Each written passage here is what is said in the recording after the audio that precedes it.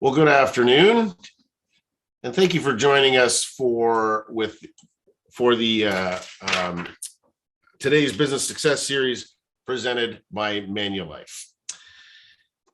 This is called Proof of Vaccination: Enhanced Measures on How it Affects Your Business. My name is Ian McLean, and I'm the President and CEO of the Greater Kitchener-Waterloo Chamber of Commerce.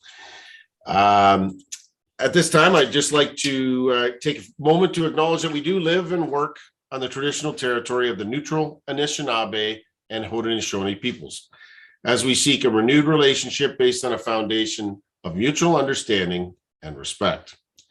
As participants in today's virtual event, we are coming together as one. We believe everyone is free to be their true self and receive the same respect and opportunity, regardless of age, ethnicity, gender, culture, identity, sexual orientation, beliefs, or language. We hope you'll join us in fostering a positive environment today that is a safe and welcoming space for all. We know there is more to do and that we can do, and we are committed to listening, growing, and learning as we go. Today's session would not be possible without the continued support of our sponsors. So a special thank you to our title sponsor for the Business Success Series, Manulife, our platinum sponsor for the series, the Immigration Partnership of Waterloo Region, and to October's sponsor, Duntroon Law. These organizations and many others are committed to supporting our local economy and providing businesses with the resources and tools they need to thrive. Just before the session starts, I'd like to go over a few quick reminders. Please ensure your microphone is muted throughout the presentation so we can reduce any background noise. If you have any tech-related questions, please comment in the chat section, and a representative of the Chamber team will get back to you momentarily. If you have a question for today's speaker, they'll be gathered throughout the session, and I'll do my best to make sure the speakers have an opportunity to answer them, or we'll follow up after the presentation. All attendees will be sent a recording of today's presentation, and it will also be made available on the Greater KW Chamber website. I'd like to now introduce Israel Balter, partner at Duntroon Law, to introduce today's speakers. Israel. Well, thank you, Ian. Duntroon Law is proud to be this month's presenting sponsor of the Business Success Series. I have the privilege of introducing today's guests, Minto Schneider and Michelle Eaton. Minto is the CEO of the Waterloo Region Tourism Corporation. She joined the organization in 2013. Minto has a strong background in the tourism business. She began her career with Hilton International in Vancouver after graduating from the hotel program at BCIT. After a few moves with Hilton in sales and marketing positions from Vancouver to St. John, New Brunswick, Toronto, and Halifax, she left the hotel business to join Tourism Nova Scotia. She spent over a decade with the provincial marketing organization before trying her hand as a tour operator and moving south of the border to Westport, Connecticut, where she joined TAG World Discovery as a product manager initially and eventually moving to sales. Michelle Eaton is Vice President of Public Affairs at the Ontario Chamber of Commerce, Communications and Public Affairs professional. For more than 15 years, Michelle joined the Ontario Chamber of Commerce in 2018. Prior to that, she held a variety of leadership roles in both the public and private sectors. Michelle has an honors BA in political science and French from Western University, as well as an executive master of business administration from the Ivy School of Business. Thank you all for joining us today. I'll now pass the baton back to Ian. Thanks, Israel, and I want to welcome, thank you, Duntroon, for your participation and support of the Chamber, and to welcome everyone to today's session. I think I'd start by saying Michelle has been a great addition to the OCC. I do appreciate her support, and she works very closely with, in particular, Art and myself on advocacy issues and the issues that are affecting chambers right across the province, whether it's on our rapid screening initiative, whether it's on advocacy issues, support for business. So she's been a great addition. And of course, Minto, on a personal note, is someone who puts up with me, and especially Greg, because he's more difficult than me as far as chamber presidents go in the region. But she puts up with us at least twice a week as through our work together as the leadership group of the Business Economic Support Team of Waterloo Region. So really appreciate both of you being with us today, and a topic that's really important as we get towards the end of the pandemic, or fingers crossed, the end of the pandemic, and get back to our new normal. I would say, Michelle, good timing on starting with the OCC just prior to a pandemic happening. So, always nothing like a good crisis to really get engaged in a new job. Let's dig right in.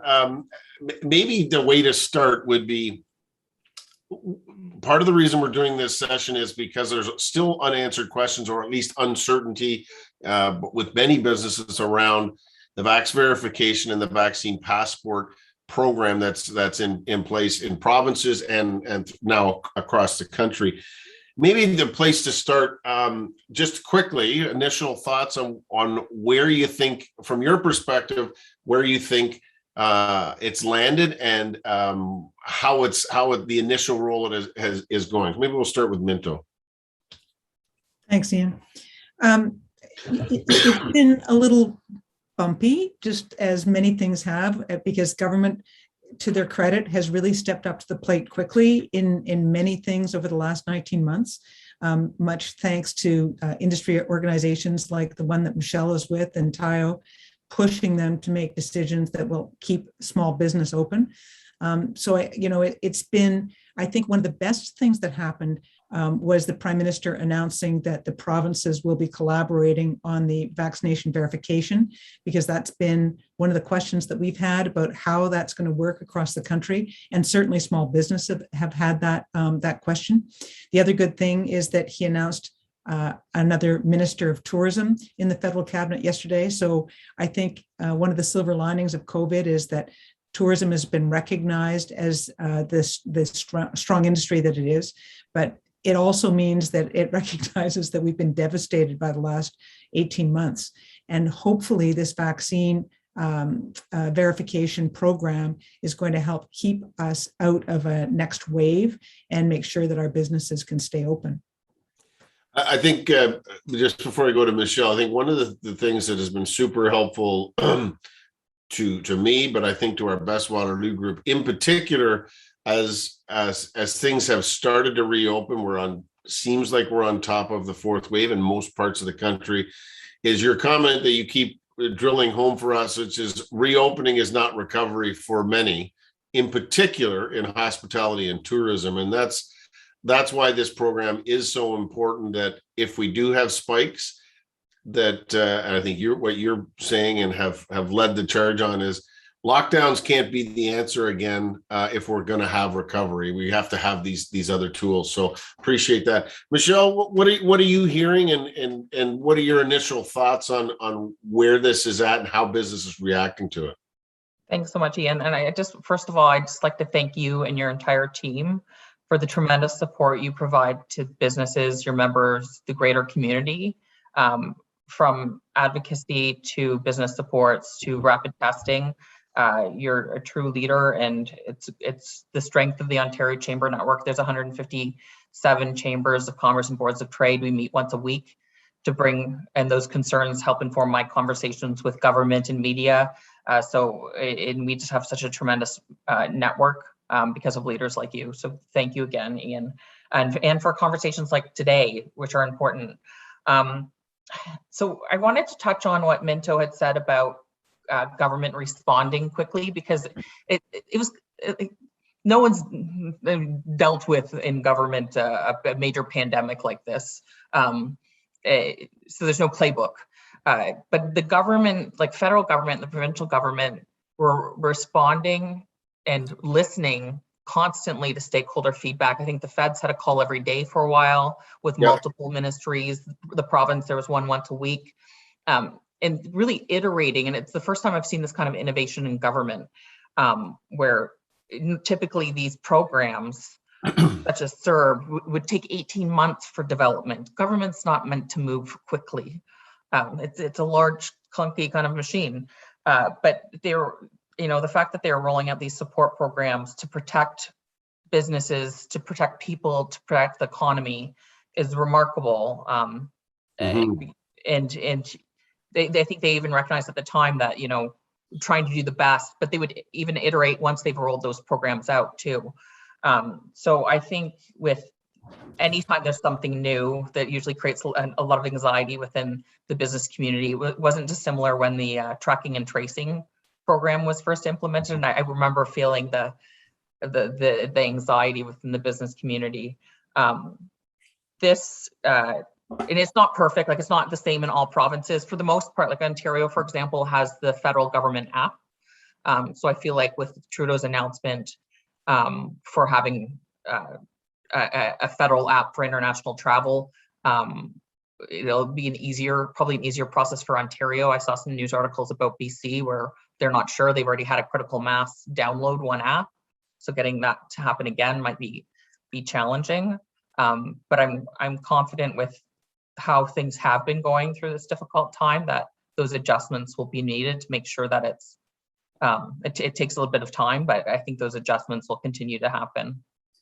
Yeah, I think I guess that was one of the concerns that have been expressed by especially businesses here in Waterloo region, but who do business in multiple jurisdictions. Yeah. So Minto has some clients that, or members that have business interests in many different jurisdictions, not only across Ontario, but throughout Canada, and certainly in your trade associations, both Ontario and Canadian, you're going to hear that. The inconsistency, and I guess I would echo, government has moved, and this is a relative term, at warp speed in just about everything it's done over the last 2 years, which is glacially slow for business. But I think we have to recognize that, as you point out, doing any of these things would take months and months and months and months of consultation and going through the mill. So it has happened fairly quickly. But I think it's important to raise that the inconsistency, or at least maybe there's not 13 different systems across Canada, but it's not seamless yet. And I think that's an important one that I know Rocco and yourself and the Canadian Chamber, there needs to be a seamlessness regardless of how many systems are in place. Maybe I'll touch on both of that from what you're both hearing. What's your sense of that, Michelle? Well, I mean, to take a step back first, I would say ultimately, when you look at some of the policy measures, whether it's been the carrot or the stick, the alternative is a province-wide lockdown for a blunt instrument. So I'll take clunky and things that need to be iterated on any day before, because if we want, when we get to points where, and listen, the pandemic put a great spotlight on our hospital system, because of the fact that there's only so many beds that before our ICU beds are overloaded, and there's lists that are growing of people that got put on the back burner for other urgent care. That disruption of the economy is far greater than, all right, we need to figure out how to make these work. Mm-hmm. But for however, like to your question, for businesses that operate in multiple jurisdictions, it's a challenge, not an impossible one to fix, but it will create issues for businesses or even folks that are traveling across the nation. Minto, how do you see it from your perch? Well, I completely agree with Michelle. And then the other challenge is within jurisdictions. So I was talking to one of our members today, and she was telling me about going to a venue where they're going to be hosting an event. And the event managers told them that as the people that were renting the venue, they were responsible for checking for the vaccine verification coming in. And she was thinking, No, that's not how it works. I run a hotel and my staff has to check. So, she said the people that she was with aren't in the hospitality business and had no idea what she was talking about, just thought she was being difficult. So the way that businesses are interpreting what the regulations are is different even within jurisdictions, and that makes it challenging. So although we've had lots of help, we've had lots of advice, we've had public health going to visit venues, it's still not solved. Yeah, and you know what? Sorry, Ian. Nope. One of the things too that I've noticed is that, like, even for the passport system itself, there's in the legislation, and I'm like, there's few of us that get like to nerd out looking very closely at government legislation. I am one of those people, but it says very clearly, you shall not retain a record of someone's vaccine status, and this causes the problem with you have the contact tracing that happens. Are you taking a picture? Because then I'm going to smile, so it's not a picture. Yeah, like smile, because this is for my tweeting later. There you go.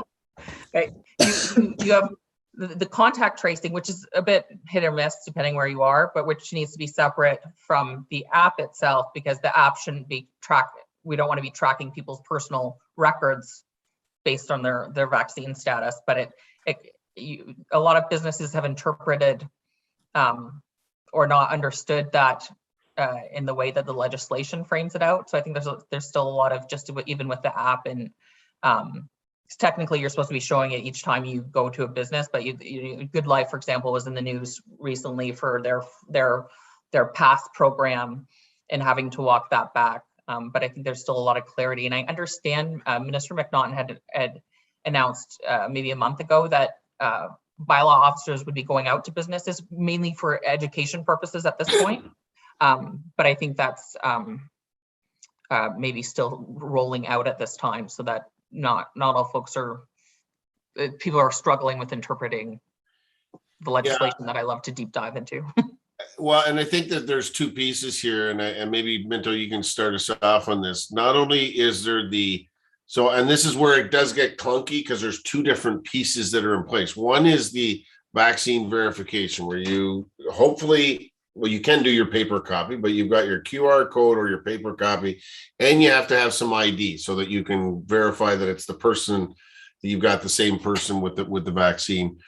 But there's also this contact tracing in congregate settings too, which is a separate step almost, which is, the venue has a responsibility to have the name and phone number in case there is any kind of an outbreak, that they can do the contact tracing. So Minto, it's an extra step. There are some that are saying that they're having real issues of having to hire an actual staff person to do that, especially with capacity limits coming up.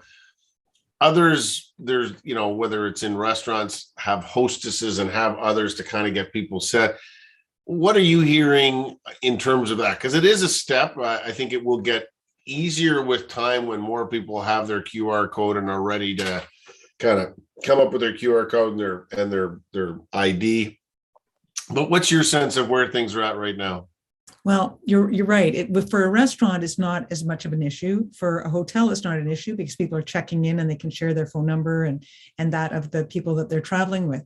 When you come to a meeting, where you go to a meeting that's got a couple of hundred people, that's where it gets challenging because, for example, there is a hotel in our region that the washrooms are outside of the meeting room area. So anybody that leaves the meeting room to go to the washroom has to be checked again going back in. That's one issue. But trying to get contact information when everyone's arriving, think back to the days where we would have a breakfast meeting with the chamber, and you'd have a couple hundred people all arriving at the same time. Imagine trying to get their phone numbers and check their vaccine verification. It's a nightmare. Mm-hmm. So those are the challenges for meetings and conferences or sporting events, those larger events that have a bigger number of people. Yeah, and I think this is where, Michelle, these are some of the things that the practical pieces that are saying, great idea to have the QR code, and you want to keep, for obvious reasons, personal information that's healthcare information, which we should not and are not keeping. But how, wouldn't it have been nice if there was one system, which I'm relatively certain we could have done if given the time, and may yet do it, where it is you can keep some information and not others, and not have two steps. But that's an important consideration: the ease of doing business, ease for both customers and business, for what needs to happen. And I guess the context of that, well, and I think it's great that, I think the province has set out that I would say their best case scenario and their framework is that by the end of March, fingers crossed, numbers are all good, that we might be able to lift virtually all public health measures. But if that perfect world, which I haven't seen any evidence of that perfect world in the last 19 or 20 months, but if it doesn't happen, this is something that's going to be in place it could potentially for, another half a year. So getting this right and making it as easy as possible is really important. And how are you taking, I guess I would ask this question because we provide this input through Best Waterloo, through Minto, through the trade associations. We certainly do it. Art and I do it through you and Rocco. What are the messages you're taking back to government about that ease of use for business and for their customers? Sure. And, we're constantly in conversation with both the provincial and federal government to bring any of the concerns forward.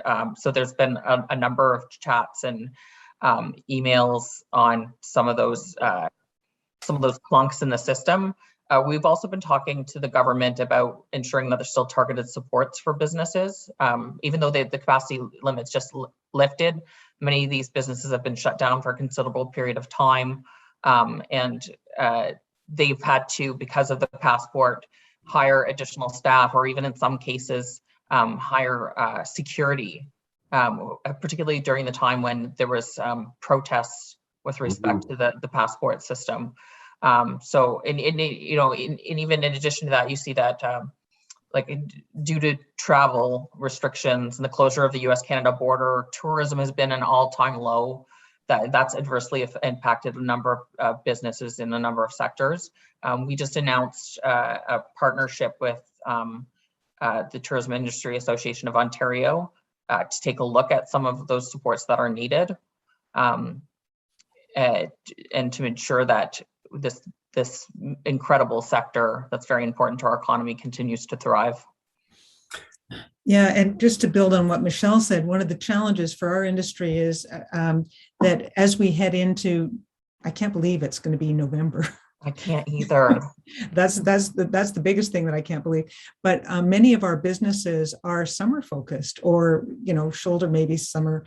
So as we head into the winter months, they're heading into the areas when they would not be hiring staff. Yeah. And so they're going to be almost shut down anyway. This would be a traditional time that would be very slow for them. So the continued supports are really, really important.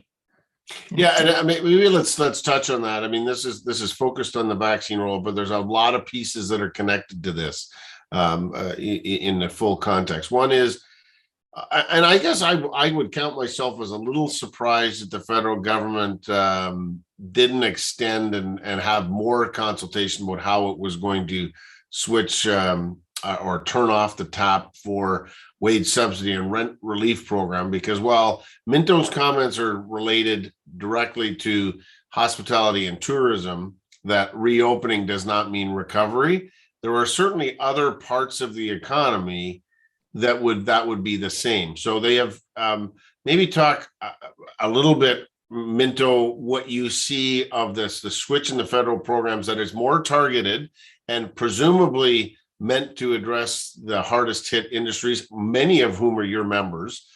And then the flip side of that, Michelle, I'll warm you up in the bullpen here, of those that are going to be, because there will be some gaps in having made that change from rent subsidy and wage subsidy to this more targeted. Who's left behind, and what are we hearing already from businesses that are going to be harmed by that? But let's start with on a positive note, if there is such a thing, with Minto on what this targeted program means, because you've been calling it for an extended period of time.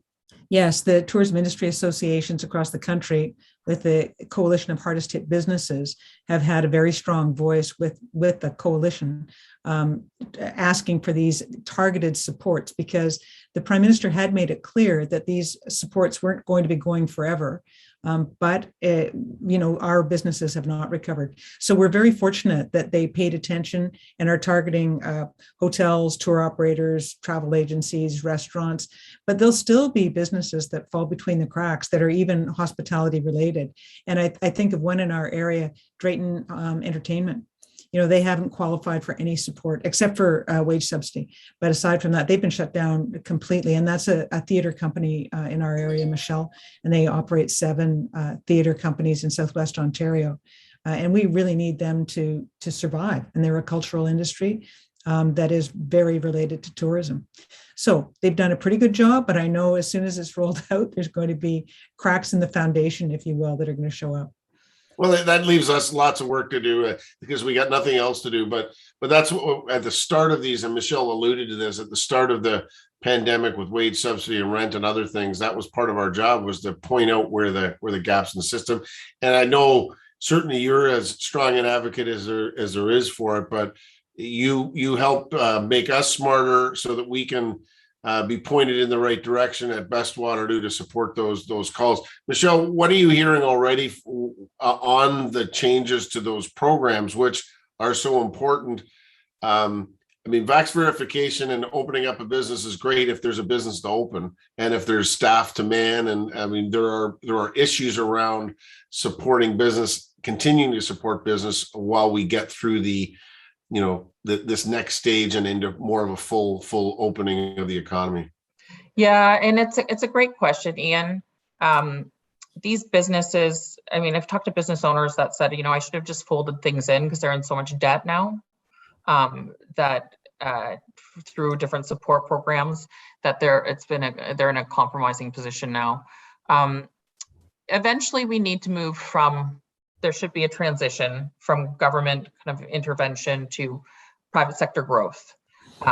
But finding that right balance is tricky, particularly at a time when businesses are just seeing their openings happening. Many of them have been shut down and they have enormous liquidity restraints right now. I'm hoping to see that continued collaboration and iteration on behalf of the federal government. I think they're probably now at a time where they're looking at data for how this has impacted businesses right now. Until those changes are made and a few weeks have passed, we're not really going to see the full extent of how it is really how that impacts the day-to-day.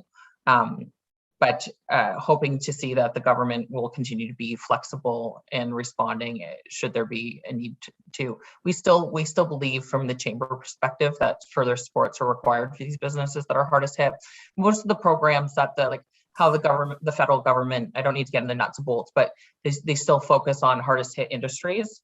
But with, you probably see governments thinking about, like the Ontario government, for example, has their fall economic statement coming out in next week. Yeah.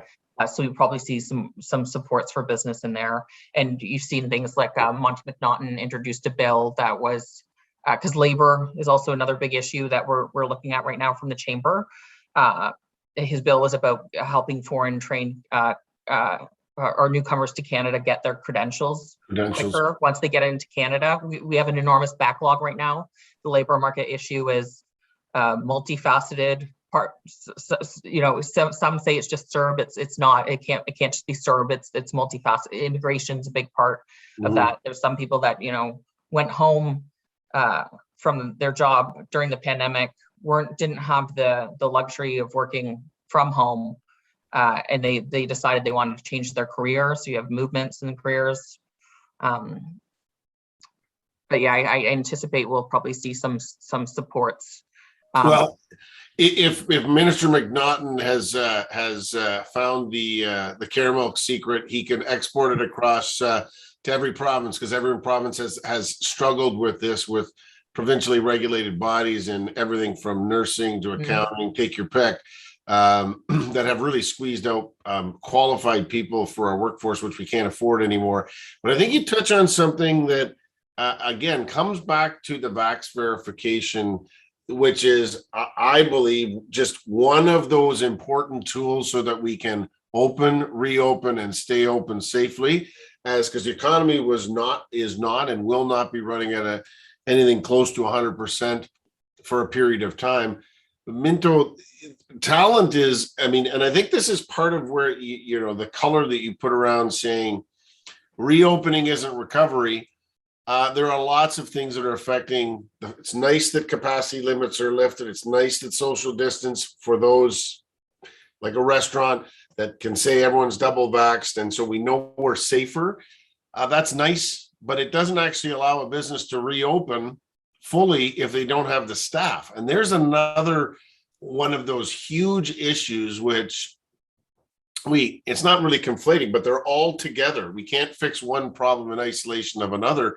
Talent is a huge problem. I know, I think it was Charcoal Group, and some are saying that they have, and they've prepared by having our fully staffed, but many businesses are saying, I can't go much more than 60% capacity, even though I'm wide open.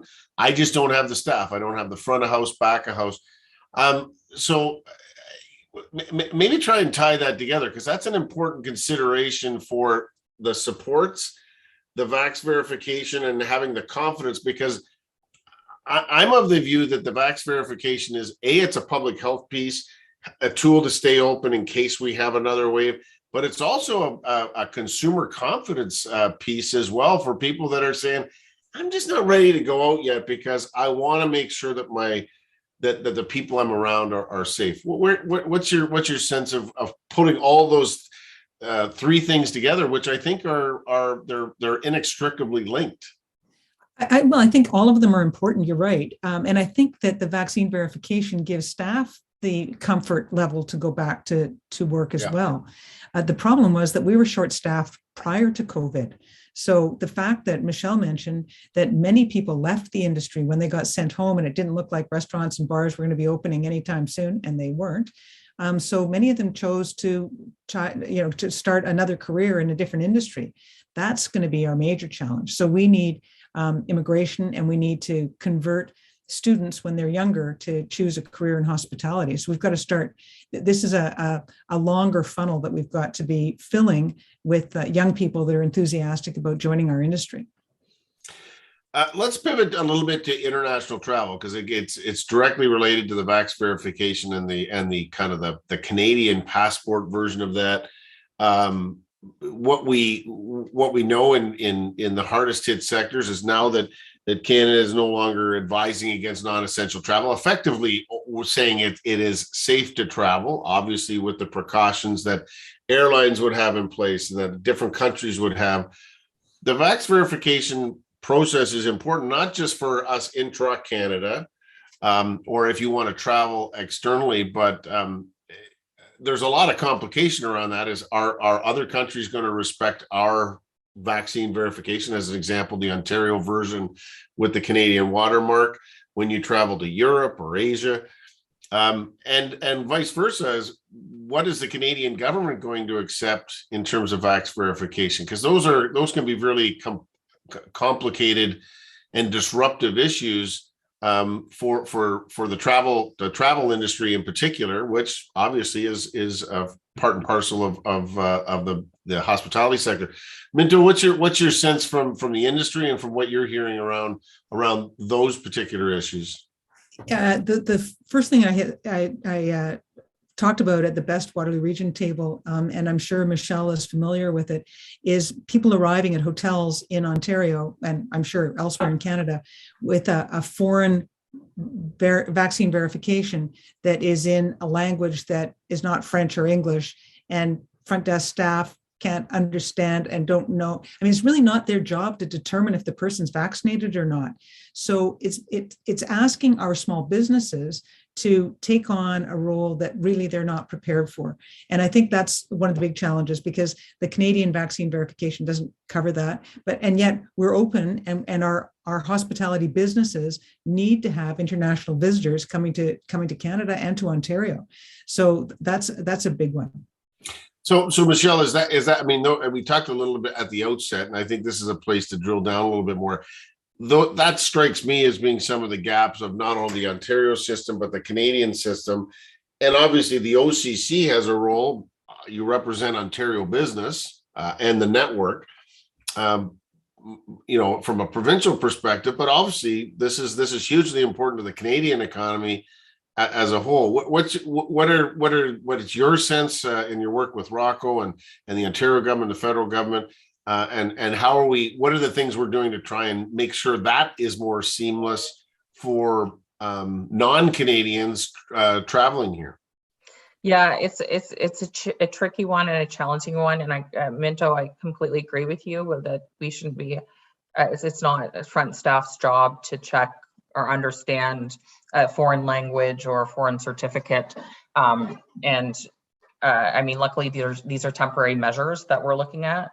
The one thing I actually wanted to touch on too about travel, which I think might be a barrier to our tourism, is the PCR test required to come back into Canada. Most countries are okay with you using an antigen test, which is considerably cheaper than a PCR test.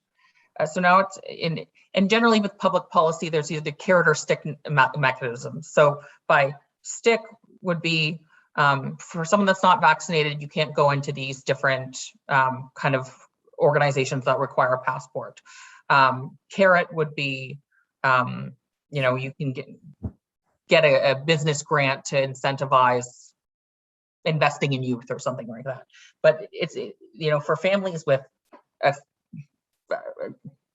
more than with a couple children, it becomes quite costly to actually come into Canada.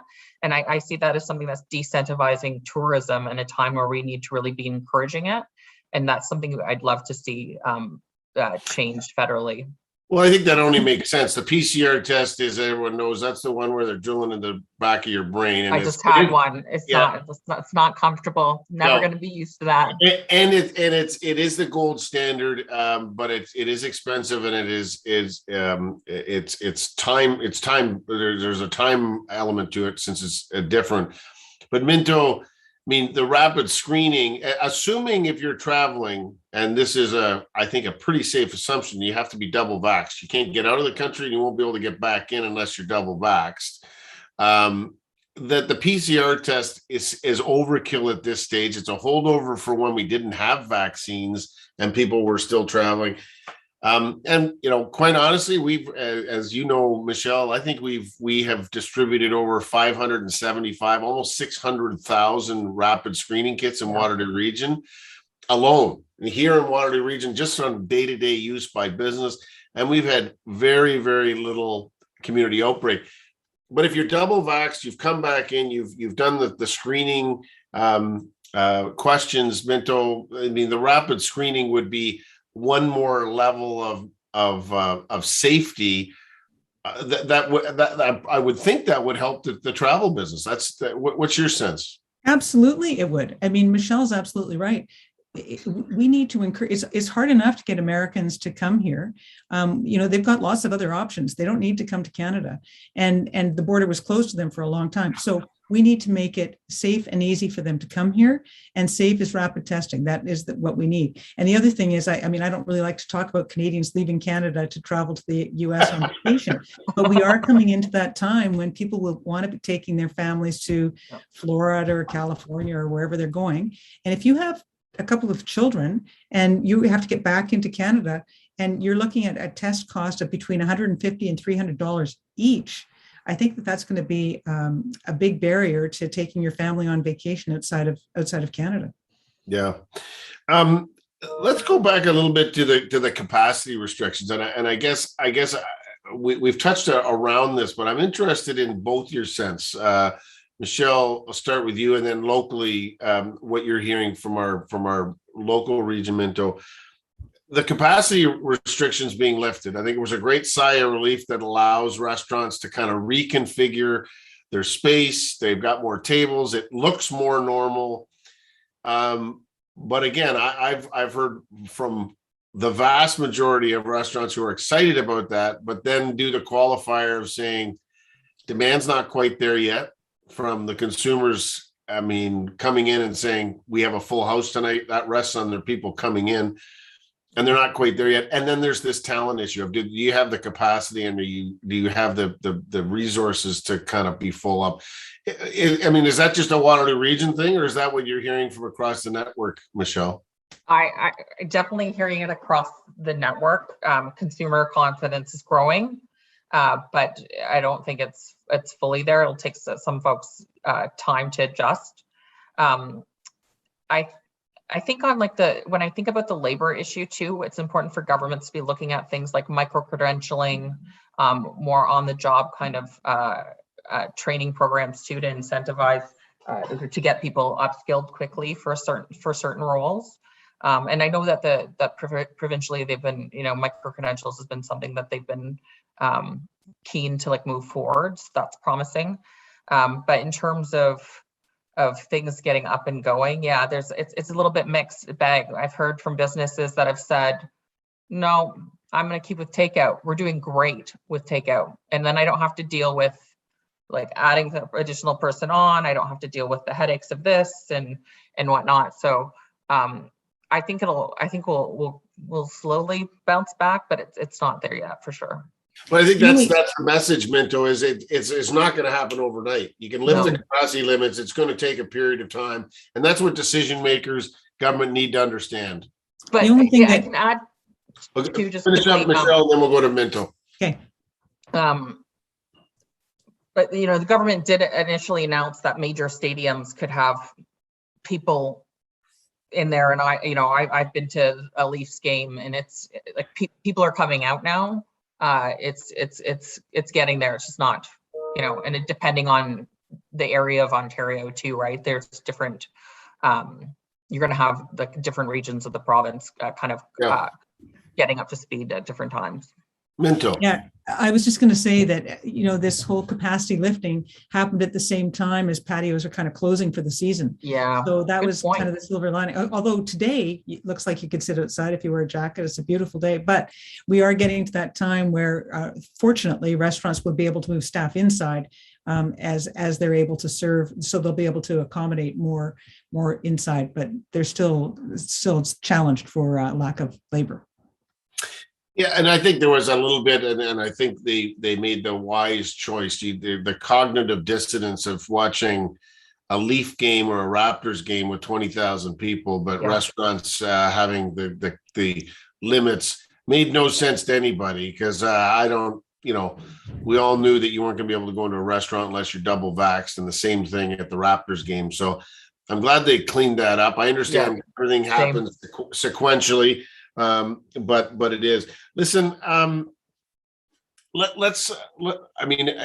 wanted to go back, because I think this is another, again, all of these pieces, and the vax verification passport is a significant tool that allows us to continue the path to reopening. And I think provides an insurance policy that if we get what I think would be a natural spike in the wintertime of more cases, and as long as we're not overburdening our ICUs and hospitals, we should be able to manage through that. But it's got to be a tool that helps us to stay open. But those cash flow support programs, and I guess this is context of CERB or of talent. I think there was, maybe this is the way I'll ask the question. There are a lot of factors that have gone into the talent shortage. One is we were short-staffed, or we had lots of openings before the pandemic, and now we've seen the fallout of the pandemic. Maybe comment, from each of your perspectives, or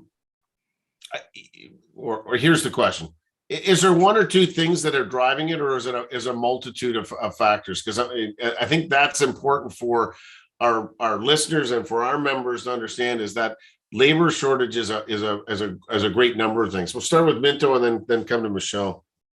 Well, I think, as you said, we were short-staffed prior to COVID. And so we had been working on trying to get children younger in their, or earlier in their schooling, to try and convince them to join our industry. And if you go to Conestoga College and go to their hospitality program, almost, I would say 90% of their students are international. They're not Canadian born. So that's interesting. Shutting down the industry for for however many months we were shut down, was really cutting people loose and people didn't have a choice. They had to find another job because certainly the CERB was not going to keep feeding a family. So that was another problem because people took that opportunity, and many of them got higher paying jobs in manufacturing or a position that they'd never even considered before. And so reopening, we've lost them for good. That's a challenge.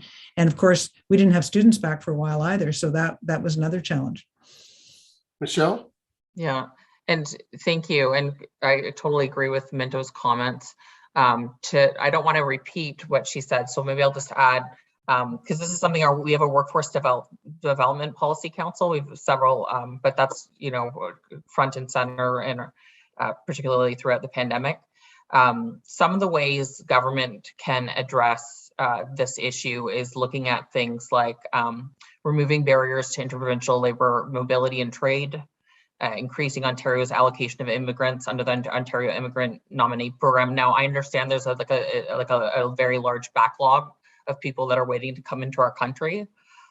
Doing things like what the province recently announced to make sure that people that come here who are skilled can get upskilled to be recognized in Canada as quickly as possible. It makes me insane. I meet people constantly that are highly skilled, but they're not recognized, and it'll cost too much money and too much time for them to actually get into their profession. So what they end up doing is taking, a less skilled job, and they kind of get caught. They want to help their kids out, go to school, all these things, have a better life. So we can do better for Canada's newcomers. And then something like I haven't seen real data on how the support programs have impacted people's return to work. I mean, in general, there's some people that are still really nervous about going on a subway or a bus to commute to work, right? Yeah. Which are understandable. And I think as that consumer confidence, as that begins to improve, people going back to professions where they're in close contact with people that they're serving or are working with, I think that we'll see a rise in that. Yeah, I think we all hear the stories, the age-old story of the taxi driver, a man or woman who's a doctor, or a nurse, or a professional, an engineer, but is driving car because they can't get, which is nuts. And I'm glad to see they're at least attempting to solve that, which makes a difference. I think immigration is the other one. We basically have had 2 years of virtually no immigration, and wonder. The employment levels are this more or less back to what they were before, but the number of jobs always needs to increase as the economy slowly grows. And many of those people, as Minto's pointed out, have just left the hardest hit sectors, and they're not coming back. So we still got to fill those jobs as well. So let's last 10 minutes or so that we have, 12 minutes. I want to go back to the vax verification, and maybe the way I'll frame this is, I think there's a number of reasons, whether it's winter coming, a potential, spike that might come from that, international travel, why the vaccine verification and the vaccine passport we should be thinking about that as a positive step, and not be thinking about trying to get rid of it as quickly as possible, because it is, again, that insurance policy that may help us stay open. What are the things that you think are important in that context, like of the importance of keeping it until we are really past this? And maybe I'll start with you, Minto. Well, I think that the difference at the Public Health Office for Ontario with Dr. Kieran Moore there has been tremendous. And the communication is much better out of the Public Health Office than it was prior to his joining. I heard he spoke at the TIO conference yesterday. And I think that if they keep a close eye on what's going on region by region, which he is committed to doing, rather than employing let's lock down the whole province all at once because Toronto is in the red, that we'll be able to respond much more quickly and more targeted if there is an outbreak. Let's just hope that there isn't an outbreak, and we'll be able to move to the time when things look more normal than they were before, and keep the vaccine verification in our back pocket if it's needed in certain areas. Michelle? Yeah, well said, Minto. And I'm glad they're going back to the regional approach as well. And I think the entire chamber network appreciates that as well. One of the earlier problems, like when they went to the full provincial approach, was because people that were in lockdowns were just traveling and moving over areas, which contributed to further spread. But I think them looking at it by region now, that it looks like we're starting to get out of the woods. And who knows, there might be other variants that come out. But I'm confident that I'm confident, especially when you see what happened in Alberta, where they opened up too quickly. It made me really appreciate Ontario's cautious approach in kind of looking at this gradually. What it looks like, I mean, you hear from businesses. It's, I could ask a question here and everyone on this call would probably have a different opinion. So, some businesses find it an enormous burden. Others, want to implement it even if they're not involved, because it'll give them, it'll help them in their duty. And it's a business's duty to keep their workplaces safe. So it gets tricky when, say, for example, if you had a immune compromised employee, that's where the opt-in option for business for the passport has been, but some businesses see it as a burden. Some people want it if they don't have it. It's very, the opinions from businesses that we've been hearing are varied on it. If we're at a point, and I hope that, and I'm confident that the province will continue monitoring the metrics on this, that if we're at the point where we no longer need the system, then if we can reduce that burden on business, that'd be great. Yeah, I guess the number one thing because I think as many businesses in the chamber network, which is tens of thousands of businesses across Ontario, you'll probably have tens of thousands of answers about what the specific solution should be. Yeah, I think the one thing you probably can get pretty close to unanimity is that we have to do absolutely everything to make sure there's no more lockdowns.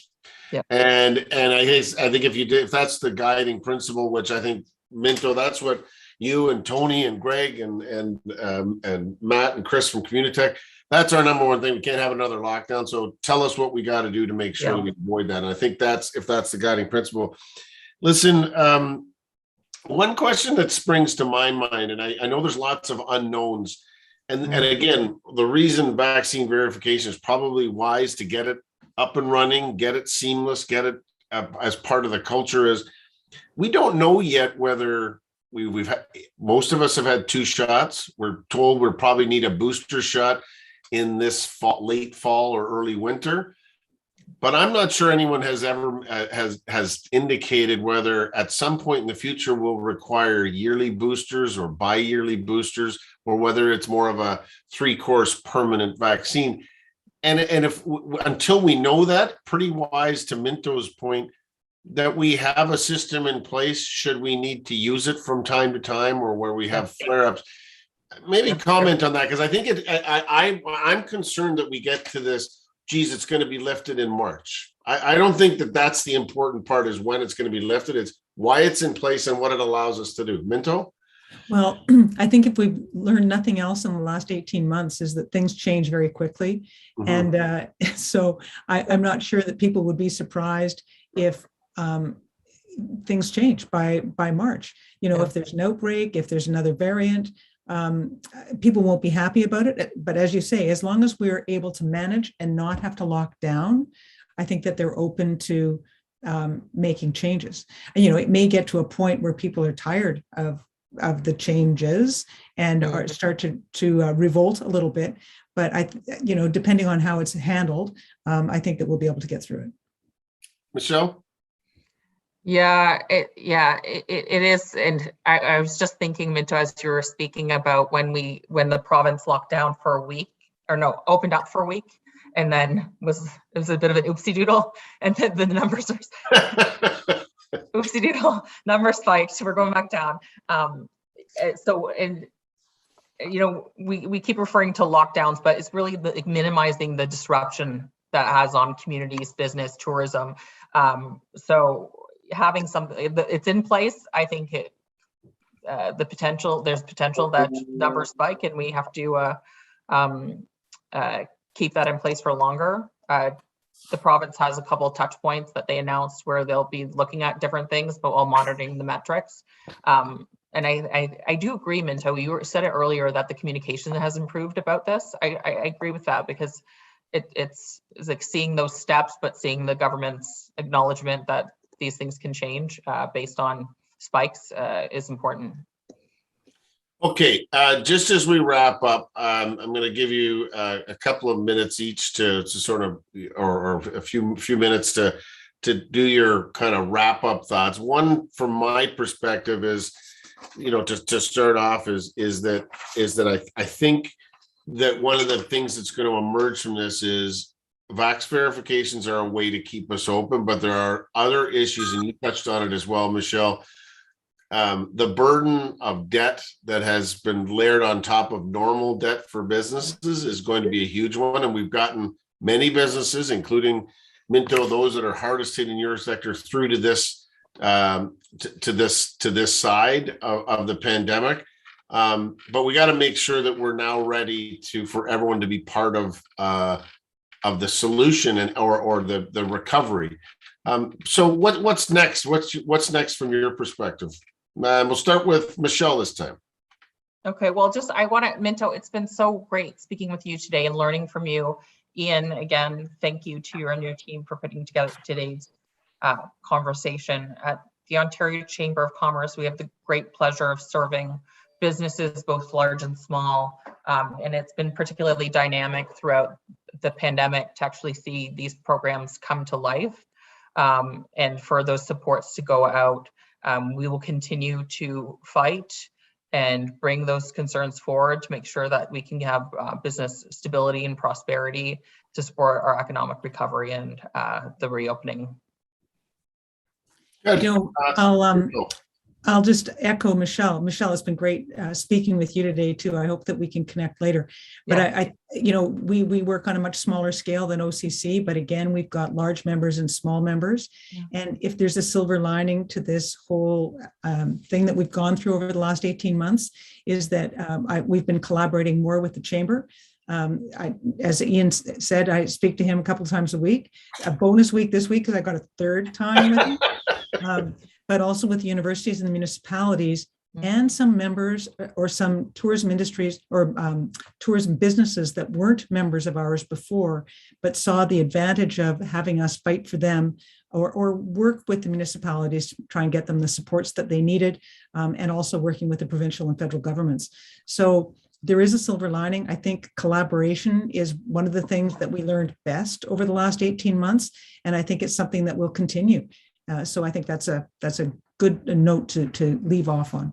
I love that. I couldn't agree more. And you know, I've valued certainly all of the work that, again, helping get the rapid screening program from the pilot that we started rolled out right throughout the province and frankly across the country now, was the great work of Michelle and Trevor and Rocco.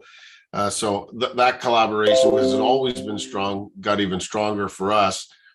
And again, I think you're right. The work that we're doing in Best Waterloo of being able to take these issues and articulate how things are actually happening on the ground and getting those to provincial, municipal, and federal decision makers has been a silver lining to a pretty traumatic time for business. So couldn't agree more. And we got more work to do. And so this is a good framework for us to be able to continue as we emerge from this, whether it's on vax verification, passports, on support programs, or the longer term fallout from COVID, that we've got the chops, we've got the talent and the ability to work together to do it. So listen, we'll leave it there. Thank you, Minto and Michelle, for joining us today.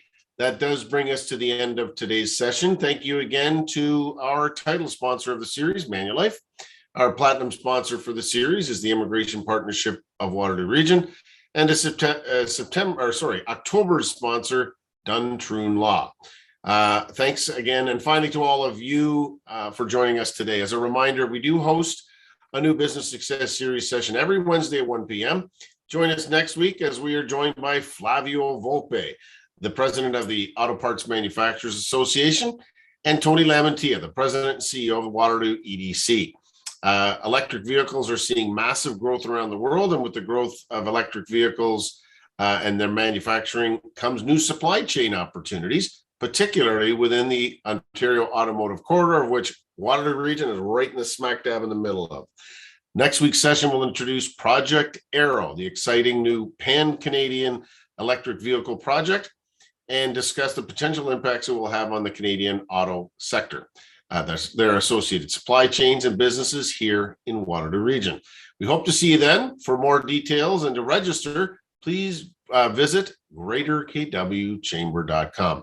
Please do share this series with your friends and colleagues and join us every Wednesday for another edition of the Business Success Series brought to you by Manulife.